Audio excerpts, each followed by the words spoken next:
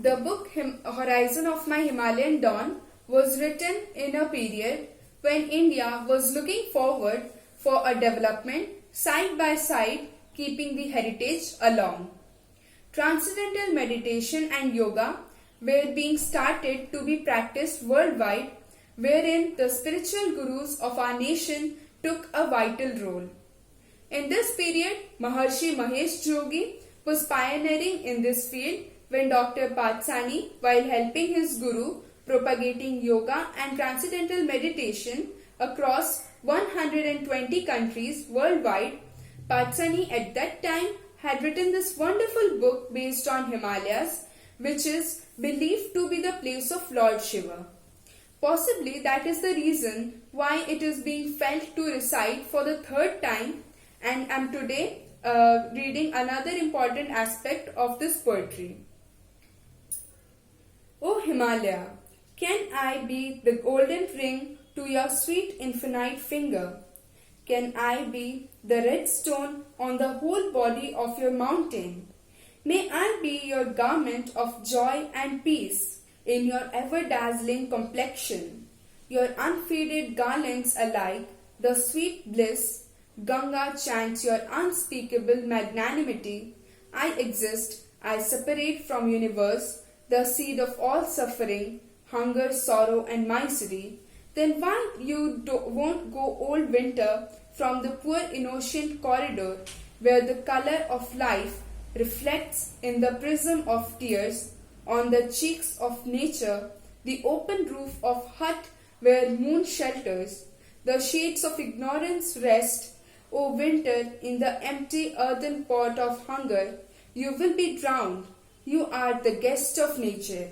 The very ill omen through your heavy sighs awakens the echoes of crying child, and mother with the empty hand of food and shelter, subside yourself in the silent tomb.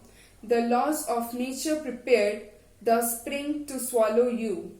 The silent thought predicts winter not far behind, indicates silent thinking of infinite, to express his truth and glory, the laws of beauty in his own record, alert to the source of all romances of life, in every impulse of blood create vibration, flows towards spiritual unification from soul to soul, alike a sweet petal of a flower, donating its nectar of silent affection to its palms. O nature, exist in my sky, the sweet composition of your infinite heart, roaming in the indifferent path with my vehicle of thoughts, but you, the red signal. The silent broods in deep slumber on the eternal bed of leaves. In its pot, sun cooks, consumes, and leaves the guest. The spot on the cheeks of morning wipes out the flames of melancholy from its crematory, washing the face, the sun in its red warm handkerchief. The poor child of an old leaf, eagerly passing through a deserted lane, hearing the school bell, carries the slate of the day in its bag, written upon the nature story, the wrinkles of despair, pearls in my memory, dazzling in finest value of our sweet colored time. Stored in yourself, in the divine pages of life multicolored, the home of absolute, descends the life from the body, descends the sun from the throne of mountain, wipes out also the golden letter of memory from the life calendar. But alas, memory of my moon of activities, memory of my sound of life's stream, memory of my sweet honey bed, how can I forget the blood on your grassy body, embedded with the milky days in the stick of the dead year, stands alike a suppressed straw beneath the countless hair roots, floods with the flames of memory in my earthen lamp. Decorated with the night's braided hair, the sick flowers of stars, surrenders in the strong eyes of fishes, glowing the complexion, illuminates the floor of time, the activity of the intelligence presence, the silent order of manifestation. blooms in the cells of your blood.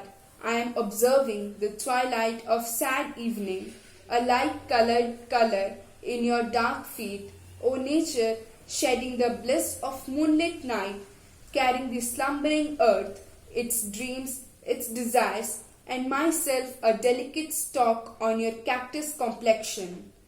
O my darling, how you scratched my heart with deep lines of sorrows.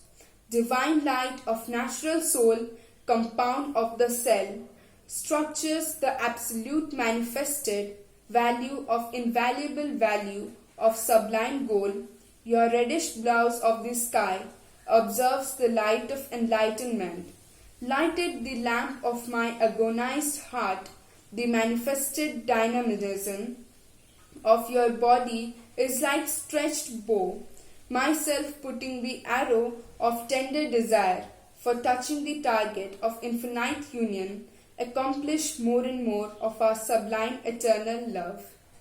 Thank you.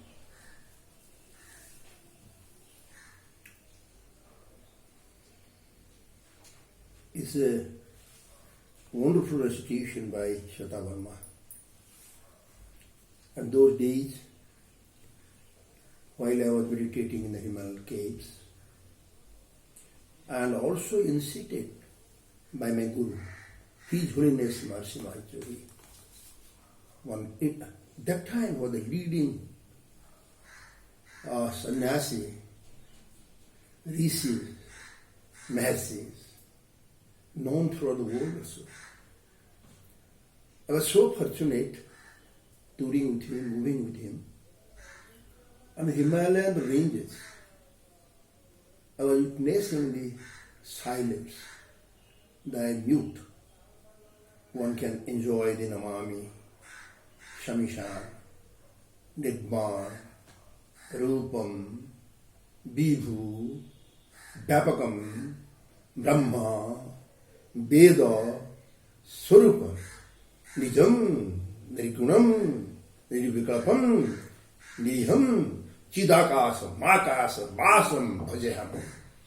I can't explain today the nature I was enjoying, the silence. Below the Maniput ranges, I was witnessing the river Ganga flowing down to down. The natural tendency of the river to flow down. It can't cross the hill. Likewise, our birthplace is Mother, India. And while we all were the birthplace, my Himalayan is the nature, and the Kirti Mukut of my country, nowhere in the world you can enjoy and see the all-pervading Brahma. Also, that day, that meditation I was meditating, and my Guru also initiated me, and I was initiated the knowledge with structure in nature. And Himalayan ranges, so beautiful in the world, and I was enjoying. That is the replica, that is the, you can see and enjoy to the words which is containing the pocket full of cosmic vibration after reading out this by our Shweta Verma. So beautiful she is reciting on horizon of my Himalayan done. Today we are enjoying.